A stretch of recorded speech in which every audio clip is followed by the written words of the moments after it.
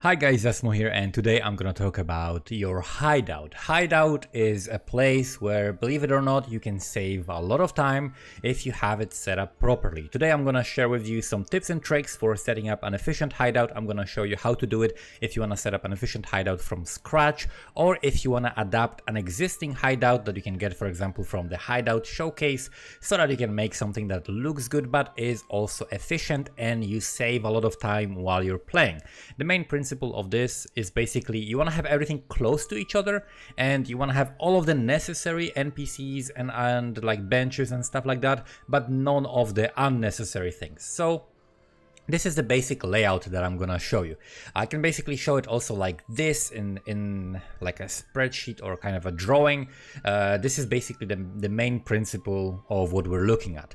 You wanna have map device somewhere in the middle. The map device, you wanna have it turned in a way so that the portal opens on like the hour number 7. If it's like a clock, you want portal to open on 7, right? So like bottom left, that's where you want the portal to open, because this is the closest place where you like from which you're gonna be able to access it. You don't want the portal to open on the other side so that you have to like walk around the map device and enter the first portal. You want the first portal that opens to already be enterable so that you can enter that immediately and not have to wait for the remaining portals to open.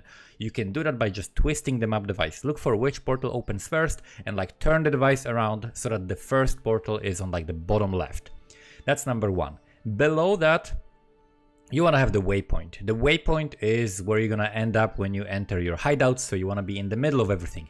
A lot of people have a waypoint somewhere way off to the side, and then they every single time they log in, every single time they enter another zone, they have to walk all the way through their entire hideout to reach their crafting bench, for example, right? So this is not what you want. You want the crafting bench to be right next to the hideout. So that's why I have it set up like this. Crafting bench right to the right side of the hideout, and then on the left side waypoint, and then on the left side you want to have the stash, right? So stash will be right next to the map device, so that you pick up the map and then you go enter the map device, enter the map right away without having to move much. And so we have the waypoint, we have the map device, we have the stash, and we have the crafting bench. What next? Next, you're gonna have to vendor things, right? The quickest vendor to use is the Thane Octavius. Thane Octavius is the only NPC which you can control click and he will open the vendor immediately. You don't have to click the NPC and then navigate to sell items and then sell them. You just control click Thane and dump everything there, done. You don't have to click anything extra. This is the quickest thing to do that you can do for selling items. So you want to have him in between the stash and the map device. If you have him positioned like I have, then he's not gonna get in the way of anything, and you're gonna be able to basically in one move just you can like access the stash and the vendor immediately without having to move. That's ideal situation. You don't want your character to have to move. You want to access both of them at the same time. Then you're gonna need a few other NPCs, right? So the NPCs that you're gonna need are going to be Officer Kirak and Zana. Officer Kirak and Zana are gonna be necessary for running Conqueror maps and Cyrus. So I positioned them to the bottom left. That way I have Zana closer to my stash, because Zana is also something you wanna check more often. If you wanna grab some maps, for example, when you're resetting Zana, you're doing a Zana mission, then you wanna access Zana and get her map. So that's why she is closer.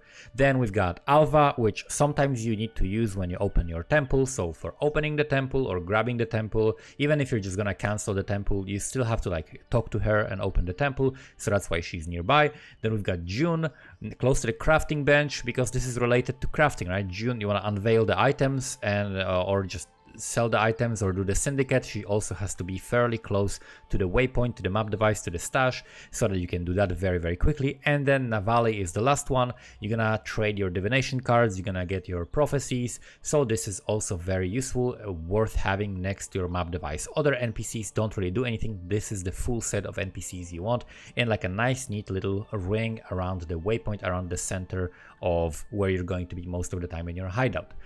Then there are also a couple of extra benches. There is the horticrafting station and there is the heist locker. The horticrafting station can be set on the right side, right behind the bench, and you can access it without your character having to move around. I can switch between one or the other. very quickly. You don't have to move around, so you want to bring it close so that you can access crafting bench or the horticrafting station, and your character doesn't have to walk around. And then on the other side you can have the heist locker, which you can put your contracts into if you are not separating them into the stash. A quick note, by the way, this is something that is kind of annoying me about the stash locker, and I wish they changed this. If they could change it so that instead of sorting by like whatever layout this is, which nobody really cares, the only thing that matters is the job, right? So job and the levels of the job. If you could sort it by that instead, that would be a much better heist locker. Instead, like basically you take out all of these and you're better off just having your own stash tabs that are named like, you know, demolition, you know, whatever, perception, lockpicking, whatever the hell you want to be doing. So that's kind of a thing that I wish they changed about this, but you still want to have it next to your stash. And this is the complete layout. You can put this into any hideout you want. You can do this from scratch like I showed in the beginning of this video in the background, or you can do this in this hideout. And if you want to do this in a hideout that is already made, I will link this hideout in the description, by the way, because this is not a hideout I made. This is a hideout that somebody made, and I imported this hideout from the Hideout Showcase website. I will give you the link. It's going to be in the description. Thanks to that guy for making this hideout. It's very, very nice, and I basically adapted it to be efficient, right? So what I did was I got this hideout. This is like a cartographer's hideout. Then what you want to do is like reclaim all things, right? Then you can click on the import, then you import the file, whatever the file is, you just import that, you accept. If you have enough favor, then you buy all of the decorations, and then there you go, you have the hideout. And then you basically move all of the stuff around the map device so that it's efficient, right? You move the waypoint, you move the stash tabs. If you have a waypoint, for example, that's like shiny, right, and has like different you can have like shiny waypoint or whatever. I prefer a waypoint that is not shiny, so that it doesn't bother me and just looks very, very clean, and you know, doesn't distract from what's going on here. So this is my hideout setup. I find it like very, very practical. I'm gonna show you like an example of if I open a map, right? Let's grab a random map. We open this map and it's gonna open like this. This is gonna be the first one, and then we open around. You can still click. I can click in a valley without clicking the portal. If you're not a PP guy, you're not gonna misclick and enter accidentally. I also recommend doing in the decorations, select prevent others from using portals in your hideout, because when people trade and then they come into your hideout, they're going to accidentally click on portals. This is something you should have regardless anyway. So definitely click on the prevent others from using portals in your hideout. This will stop people from accidentally breaking your portals, and then whenever you need someone to enter your maps or whatever, you just uncheck that, right, so that they can actually enter. So if you see, like when I enter the map, I'm gonna load into the map, and then when I exit the map, which is when I'm coming back with the loot, everything is gonna be like very, very easily accessible, right? There's gonna be no portal in the way between the vendor that I have here and the stash, and I can very, very easily access another map and just keep doing that. And you can very, very quickly move between the maps. When I enter my hideout, I'm right where I want to be. I can access everything I want, and this will save you a lot of time. Like imagine if I had a waypoint here, right? This is, I think, where the waypoint was by default. This is where the map device was by default. So if I enter here and it's like 1, 2, 3 seconds to access this, and like 1, 2, 3 seconds to access this, and then walk between stash and between the map device every single time you're spending like 1-2 seconds, right? If you're doing this hundreds of times, this is like minutes and eventually hours of time that you're wasting if your hideout is not efficient. So it doesn't look as pretty.